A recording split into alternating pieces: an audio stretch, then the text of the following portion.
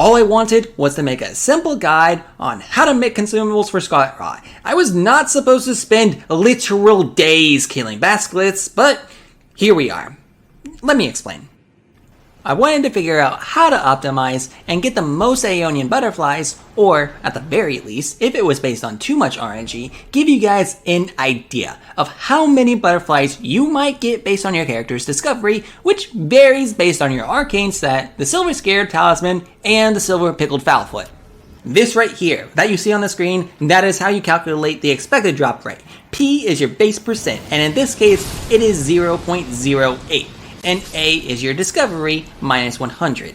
Why does our discovery start at 100 instead of 0? If this is how it's calculated, I do not know. I speculate it's maybe to prevent players from thinking that they will never discover items if they have no arcane, but you can never have 0 anyways, so I don't know why they did this. But looking at this formula and plugging it into a spreadsheet, it seems that at our cap of 324, you can get at most a 22% drop rate. Now, I could have accepted this as is and presented it as fact, but I didn't. I went and I did my own testing to ensure that the data was in fact correct, and the results I got actually confused me a lot. Now, I started out pretty basic. I didn't intend to spend a ton of time on this, so I made 3 runs at 113 discovery, another 3 runs, 190 discovery, and another 4 runs with 241 discovery for a total of 120 basilisks that I killed. I pretty much immediately realized once I looked at the data that it was not nearly going to be enough to accurately, remotely resemble a decent sample size. I was nearly 6% off from my expectations because I earned 1 single butterfly less than I projected that I would. So I realized that I would need to repeat this test, and I decided that it was simply not worth it to test without at least using the Silver Scarab Talisman. You do get enough butterflies in the overworld to beat Morgott and Commander Neil, so I'm not even going to discuss the results at 119 discovery. It was simply too much suffering to endure even for a video.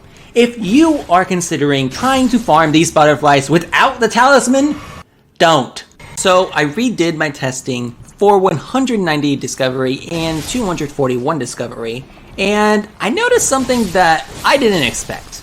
My testing at 190 discovery, which was using my pre-existing arcane build with the Silver Scarab, but not the Pickled Fowlfoot, it performed lower than one would expect at that discovery level, and my testing at 241 discovery, which did include both discovery buffs, showed results that were actually higher than expected.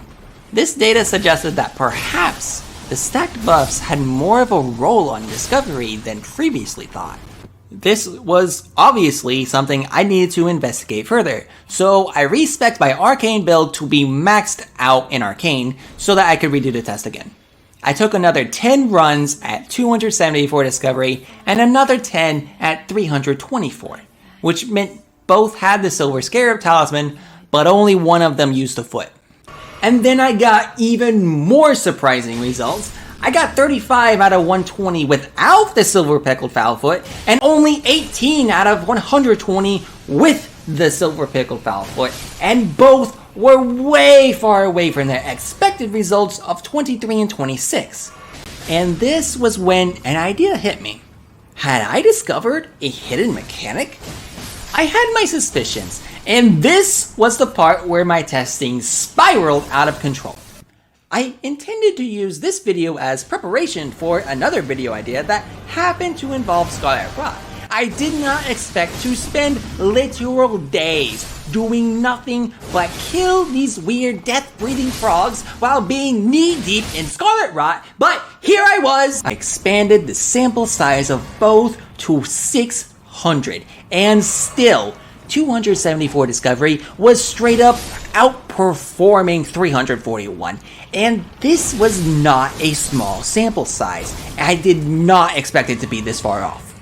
My theory was that perhaps discovery actually intentionally drops after reaching 300 in order to prevent the insane min-max farming that you could do with only an arcane build.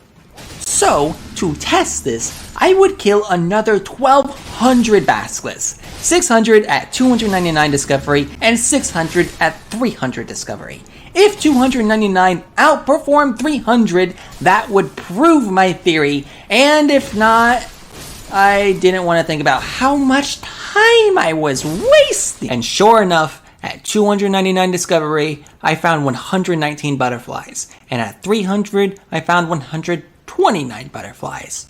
Both were exactly only 5 butterflies away from their expected 124 butterflies.